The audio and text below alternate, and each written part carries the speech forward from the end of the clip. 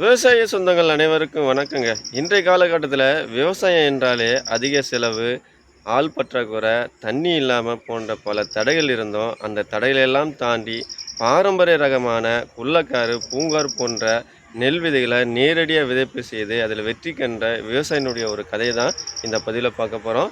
இந்த வீடியோவை முழுசாக பாருங்கள், மற்ற விவசாயிகளுக்கு ஷேர் பண்ணுங்கள், மறக்காமல் நம்ம சேனலில் சப்ஸ்கிரைப் பண்ணுங்கள். வாங்க நம்ம வீடியோக்குள்ளே போகலாம். வணக்கம், நான் இயற்கை வழி விவசாயிங்க, செஞ்சியிலிருந்து அருண் பாண்டியன்.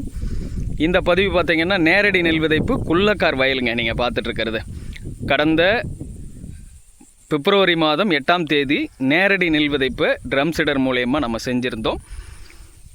இது குள்ளக்கார் வயல். இப்போ நம்ம இந்த பகுதியில் பார்த்திங்கன்னா இது நஞ்சை பூமிங்க.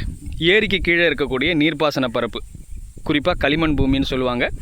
ஏரி பாசன பரப்பில் வந்து பார்த்திங்கன்னா பெரும்பாலும் சம்பா போகத்துலேருந்து நீர் வந்து அதிகமாக தேங்கிக்கிட்டே இருக்கும். அதனால் மறு உழவுக்கு போக முடியாது. அதனால் மேலும் மேலும் நம்ம இதில் நெல் நடவு செய்கிறதுக்கான சூழல் நிலவுனதுனால சம்பா போகத்தில் நம்ம கருப்பு கவுனி, மணிச்சம்பா, பொன்மணி இந்த மாதிரியான ரகங்களை இங்கே பயிரிட்டு அதுக்கப்புறமா தண்ணி மேற்கொண்டு தண்ணி தேங்கினதுனால நம்ம இதை உழவு போட்டு நடவு செய்யாமல் நாட்டு விட்டு பறித்து நடவு செஞ்சால் சவுந்து போகும்னு நேரடி நெல் விதைப்புக்கு நம்ம போயிருந்தோங்க.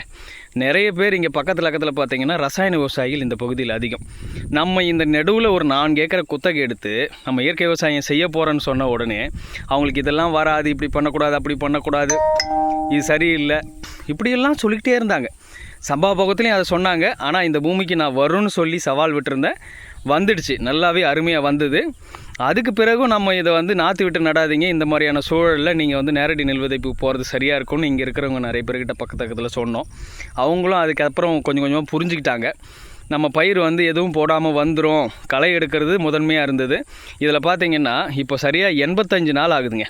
இப்போ நம்ம விதைச்சி கதிர் வந்து ஒரு சிலது இப்போ வந்து பார்த்திங்கன்னா இது குள்ளக்கார் வயல். கதிர் வந்து அருமையாக காமடங்கிட்டு இருக்குது. இப்போ தொடர்ச்சியாக 2-3 மழை வந்து இந்த கோடை வெப்பத்தில் ரொம்ப அதிகப்படியான வெப்பம் இருந்தது.